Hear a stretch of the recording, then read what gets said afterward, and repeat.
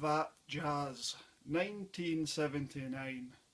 Now, if there is a genre I just do not like, I have no use for, it is the musical.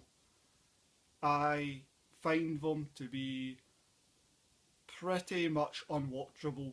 I'm not even sure if I've ever seen a musical to completion. When people stop the plot to sing and dance, it just drives me up the wall and bores me silly.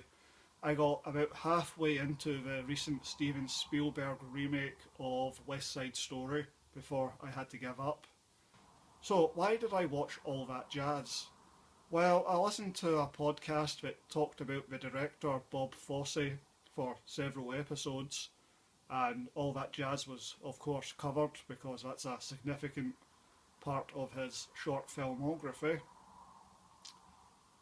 So, oh, and also I watched the TV show Verdun Fosse, which I think was about 8 parts with Sam Rockwell and Michelle Williams, I think.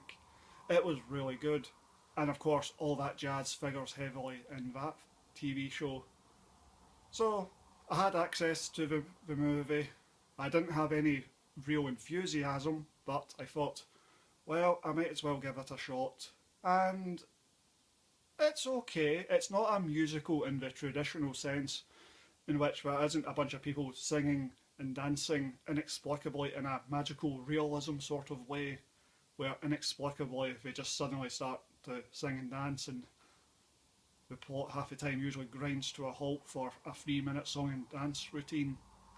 This is a movie about a bunch of people trying to put on a stage play, so when the dance routines happen, it's part of the actual lived reality because these people are rehearsing a play, and so, or he's having a fever dream fantasy when in the hospital, so it's a bit more in context. The movie has an almost documentary like feel to it because there isn't a lot of actual plot. Certainly, the first half or more, there's very little actual plot development. It's just them doing rehearsals and putting on showcases for the money men and just trying to get the thing to work.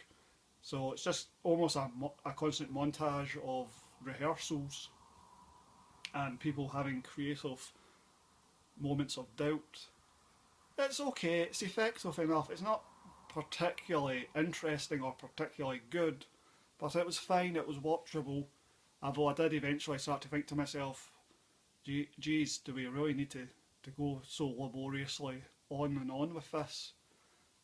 I felt that most particularly with they do a dance number about giving service on a plane where they're all wearing caps and they're doing the dance routine. That's fine, but then they finish that and then Roy Scheider says to the money men, yeah, it's not finished with another bit, and then we have this kind of erotic number, and that one is like, yeah, now you're just pushing it, there's really no need for this, this could just get cut, I don't have any interest in watching this so-called erotic number.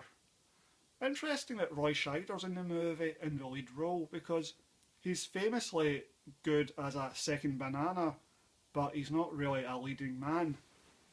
I mean, I'm just surprised that after the absolute disaster of Sorcerer in 1977, in which he failed to be the leading man, he couldn't carry the movie. So it's quite strange that 2 years later he was in a lead role once again. I just find that to be kind of surprising. You would think after Sorcerer his days as a leading man would have been much reduced. But what do I know? So the movie works fine. It's okay, it's not too bad. It picks up when he finally has his heart attack and he's in the hospital, and that stuff, it's quite effective. I mean, hospitals are creepy and terrifying, and it captures that terrifying creepiness of hospitals, of being a sick person trapped in a hospital. So it's quite effective, it captures that. But the final dance number, I think, goes on a bit too long.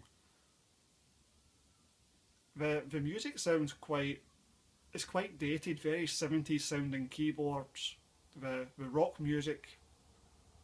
They have there's a few numbers with kind of actual electronic keyboards, kind of almost disco funk keyboards, and there's some actual rock music. There's a rock band, for example, at the very end.